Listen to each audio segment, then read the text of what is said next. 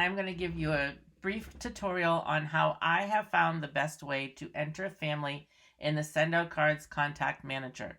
When you first log on to SendOutCards, this is the screen that you should see. And over on the left, there's a button. You're going to want to click on Contacts, and this is going to bring you to the Contacts screen. If you notice up here, there's a function that allows you to import contacts from a CSV file if you have a lot of contacts to upload. This is something that you may need to reach out to me or whoever signed you up with SendOutCards, and they can go over that with you. With SendOutCards, you can set up as many groups as you want. Why would you want to use a group?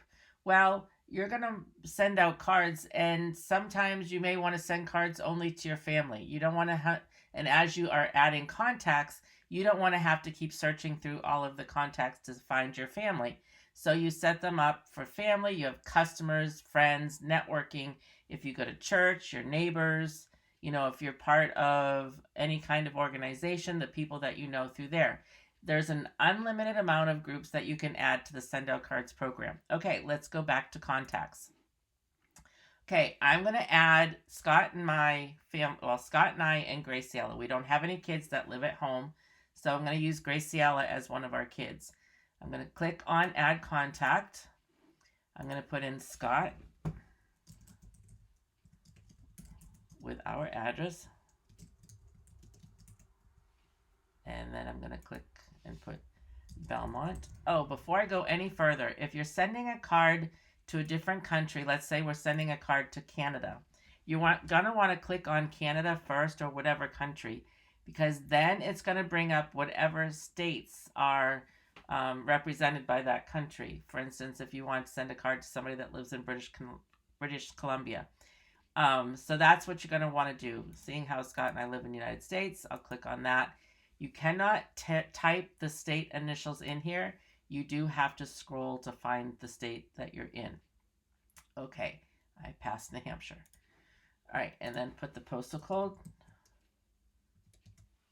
If you are sending this to somebody at work, at a business, this is where you would put in the company name right here. All right, I'm going to put Scott's birthday in. I personally do not put people's year of birth. I know some people do, but I don't. And then I'm not going to put our anniversary here. I will show you why in a moment. So I'm going to add him to the group of family. If you're adding somebody and you don't already have a group, you can create a new group right here. I don't need to do that, but that's how you would do it. And it's pretty self-explanatory. Okay, I'm going to add myself as the spouse. I'm going to put in my birthday. And again, I don't put years in here. I know some people do, but I don't. All right, and again, I'm not going to put our anniversary here. So I'm going to save that. I'm going to come down to children, and I'm going to add Graciela. Graciela is the only dog I know that has a hyphenated name. We don't actually have Graciela's birthday, as we were given her at a car show. Somebody gave her to us at a car show. So let's just have fun and put in April 14th. Okay, so I'm going to click Save. You see Graciela is a child there. Now, this is where it comes in that I put Scott and Sandy. Oops, not birthday. Anniversary. When did we get married? Oh yeah, August. Okay, August 26th is our anniversary. And then I'm going to show how I enter family. Scott, Sandy, and Graciela. Okay, and that's family. All right, so I'm going to save this contact. Okay, when you come back to the where the contacts are, you're going to notice that each one of these is an individual contact. And the way why that is amazing is because you can send cards you can put each of them in their own group. So you saw me put Scott in the family group. I'm going to put myself in the family group. You can do it here, or you can add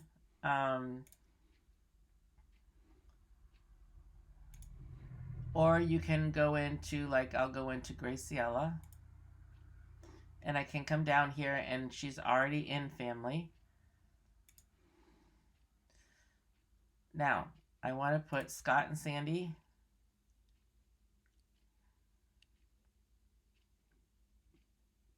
I want to change the group for Scott and Sandy. I want to put family couples and remove family. And then I'll get out of there. And I want to do this one. I personally like to put all the names inside the card. Not everybody does that. But I also like everybody's name on the envelope. So you're going to click on Edit Groups. And I'm going to do family, whole family, and remove that. Save. And the reason I do that, so now we're going to go send a card. And we're going to pull up a group. And so I'm going to pull up family. And I want to pull up just family. So if I were to send a card to my whole family group, that would mean that Scott, Sandy, and Graciela would each receive a card, okay? So why I do it the way I do it is now I'm going to go into group. I'm going to type family. And I'm going to pull up couples. So that means that this card is going to go to couples, okay? So that means that Scott and Sandy are going to get one card together and not each get a card. And then you'll see the anniversary. And I'll show you what happens with that. But let me also pull up group, family, whole family. And so this means that Scott, Sandy, Graciela will all be on the envelope as well as on the inside of the card. To me, that's very important. To other people, that is not. But that's just how I set up the family within SendOutCards. I hope this has helped. If you have any questions, feel free to reach out to me. Thank you.